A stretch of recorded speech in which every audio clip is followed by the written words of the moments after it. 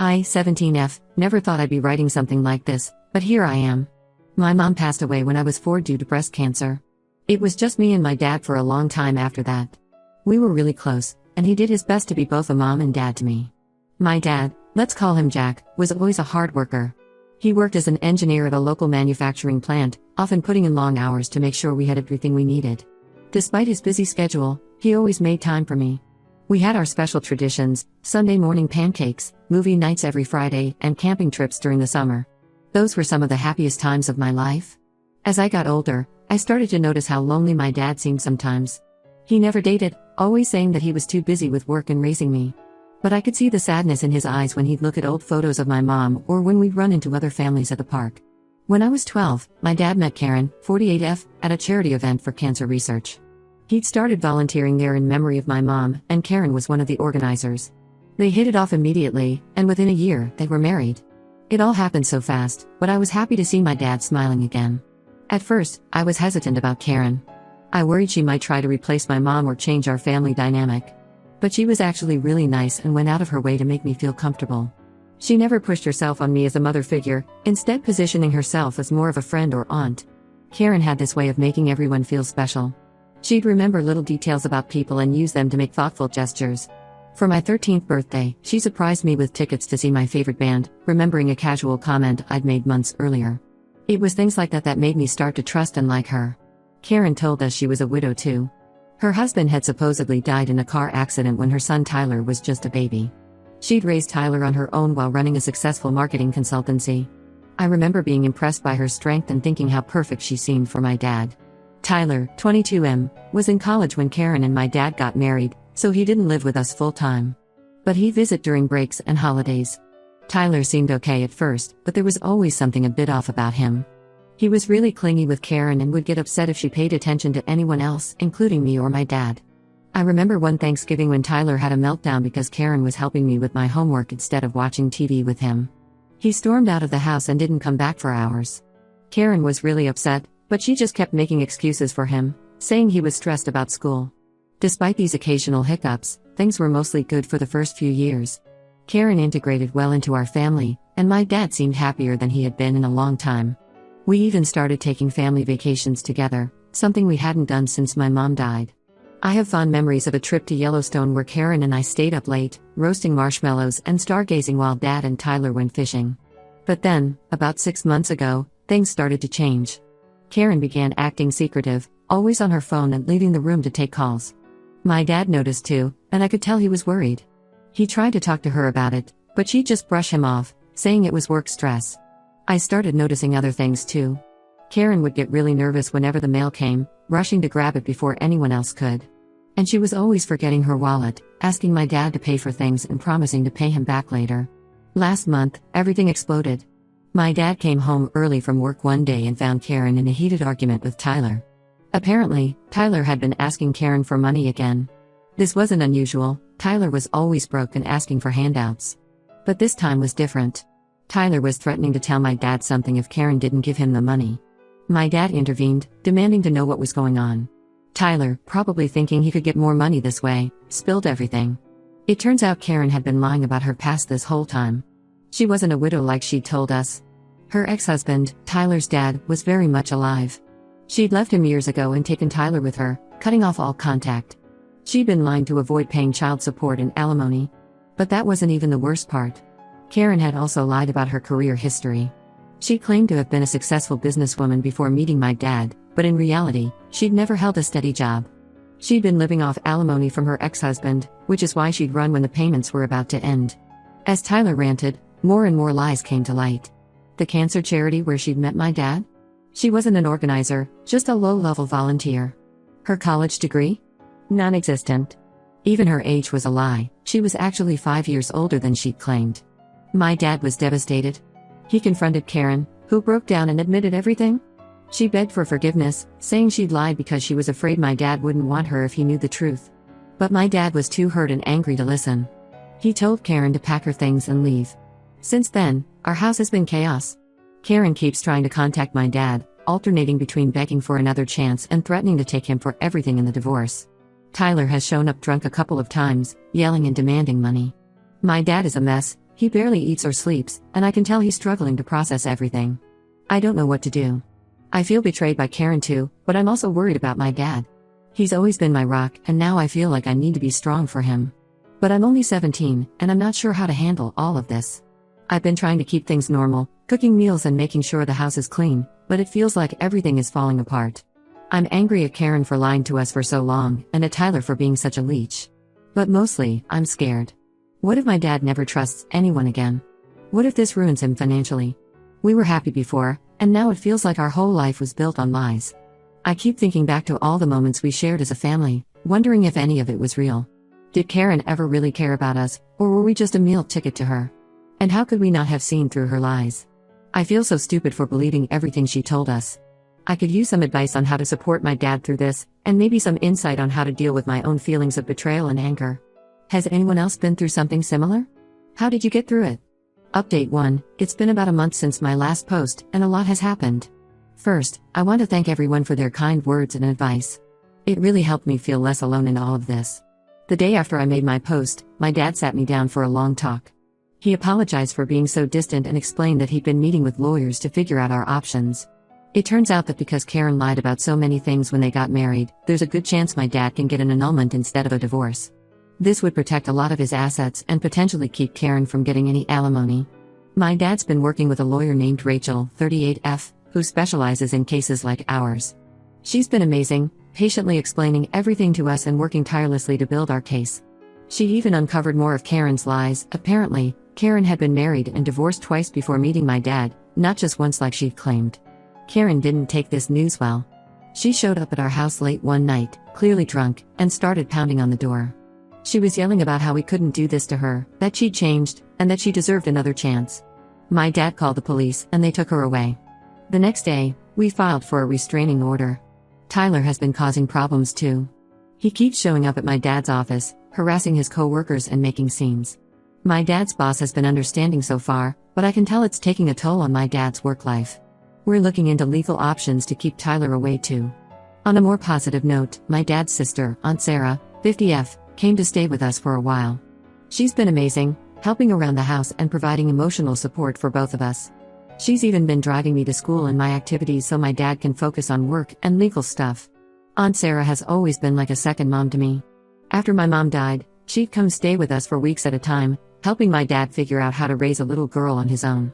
She was the one who taught me how to braid my hair and helped me shop for my first bra. Having her here now feels like a lifeline. One interesting development is that Aunt Sarah managed to track down Karen's ex-husband, Mark, 53M. He was shocked to hear from us and had no idea where Karen and Tyler had been all these years.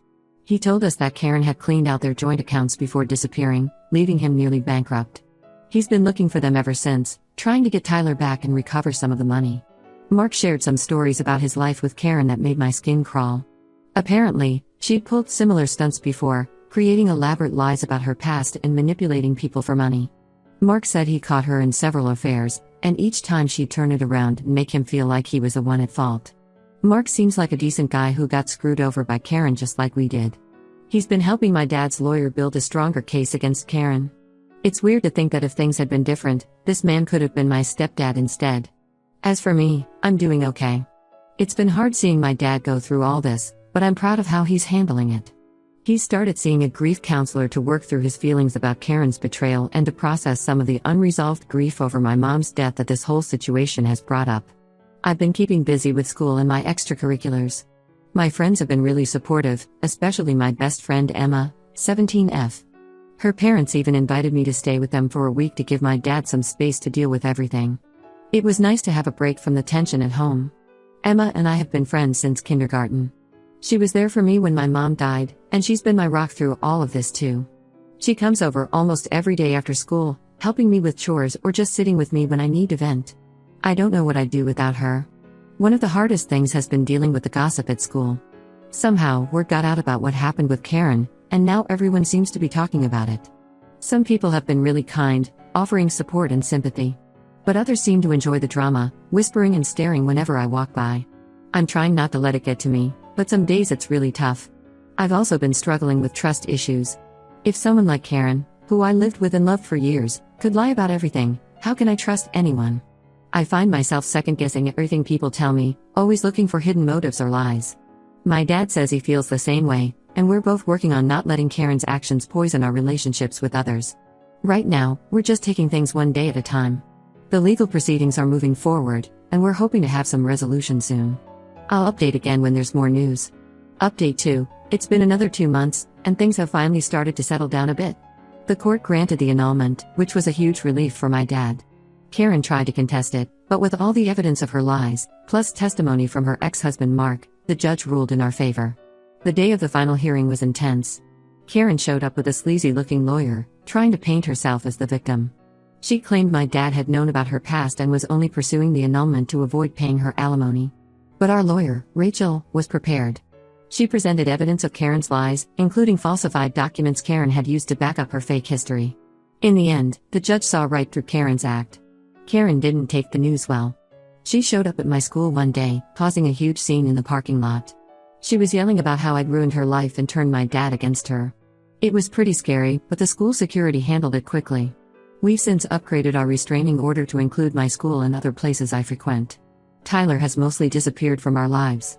Last we heard, he was living with Karen at a motel on the outskirts of town. Mark is trying to reconnect with him, but Tyler doesn't seem interested. It's sad, but I guess years of Karen's influence have really messed him up. On a brighter note, my dad has been doing much better. The grief counseling is really helping, and he's started to open up more about how he's feeling. We've been spending a lot of quality time together, just the two of us, like we used to before Karen came into our lives. It's been nice to reconnect. Last weekend, we went through some old photo albums together.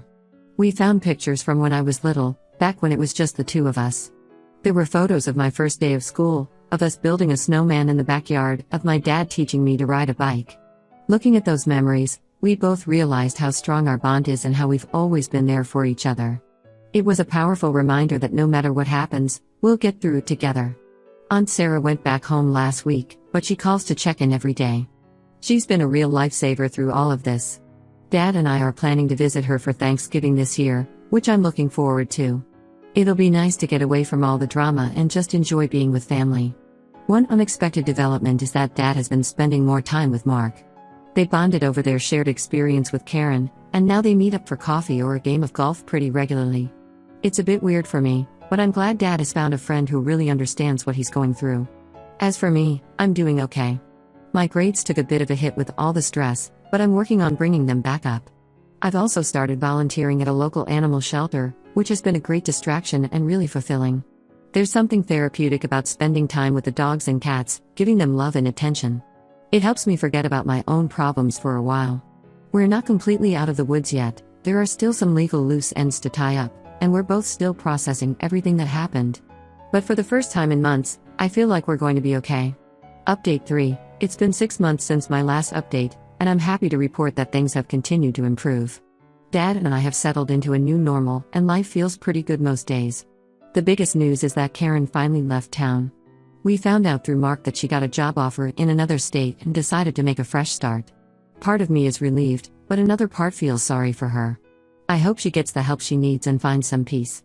Tyler reached out to my dad a few weeks ago. He apologized for his behavior and said he's been going to therapy to work through his issues. He's living with Mark now and trying to rebuild their relationship. Dad was wary at first, but they've had a few phone calls since then. I'm not sure if Tyler will ever be part of our lives again, but I'm glad he's getting help. Dad has been doing great. He's thrown himself into his work and even got a promotion recently. He's also started dating again, which was a bit weird for me at first, but I'm happy to see him putting himself out there. He's been very open with me about it, always checking in to make sure I'm comfortable with whoever he's seeing. He's been on a few dates with a woman named Laura, 49F, who we met through a local hiking group. She seems nice, and it's good to see Dad smiling again. They're taking things slow, which I appreciate. Dad's made it clear that I'm his priority, and he won't pursue anything serious unless I'm okay with it. As for me, I just turned 18 and am getting ready to start college in the fall. Dad and I took a road trip to visit my top choice schools, which was a blast. It was nice to spend that time together and dream about the future. We talked a lot during those long drives, about Mom, about Karen, about our hopes and fears. It felt like we were finally able to put a lot of the pain behind us and look forward. I've decided to major in psychology, partly because of everything we've been through. I want to understand why people like Karen do what they do, and maybe help others who've been through similar situations. Dad's been super supportive of my choice. My volunteering at the animal shelter has turned into a part-time job. I love working with the animals and have even started helping with some of their social media outreach. It's been a great way to build some skills and make a difference in my community. Emma and I are planning to room together in college. We've been best friends for so long, and after everything that's happened, I'm grateful to have someone I trust completely by my side as we start this new chapter. Looking back, I can't believe how much has changed in a year. It was tough going through all of that, but in a way, I think it brought Dad and me closer together. We've both learned a lot about resilience and the importance of honesty in relationships. I still have moments where I feel angry about what Karen did to us, or sad about the family we thought we had. But those moments are getting fewer and farther between. Mostly, I'm just grateful for the good things in my life, my dad, our health, our home, and the opportunities ahead of me. I'm sure we'll face more challenges in the future, but I feel like we can handle anything now. We've got each other's backs, and that's what really matters. As I get ready to leave for college, I can't help but think about my mom. I wish she could see me now, heading off to start my adult life. But I know she'd be proud of how Dad and I have handled everything. In a way, I feel like going through all this has made me understand and appreciate her memory even more. So that's where things stand now. Life isn't perfect, but it's good. Dad and I are healing, growing, and moving forward together. Thanks to everyone who's followed our story and offered support along the way. Your kindness has meant more than you know.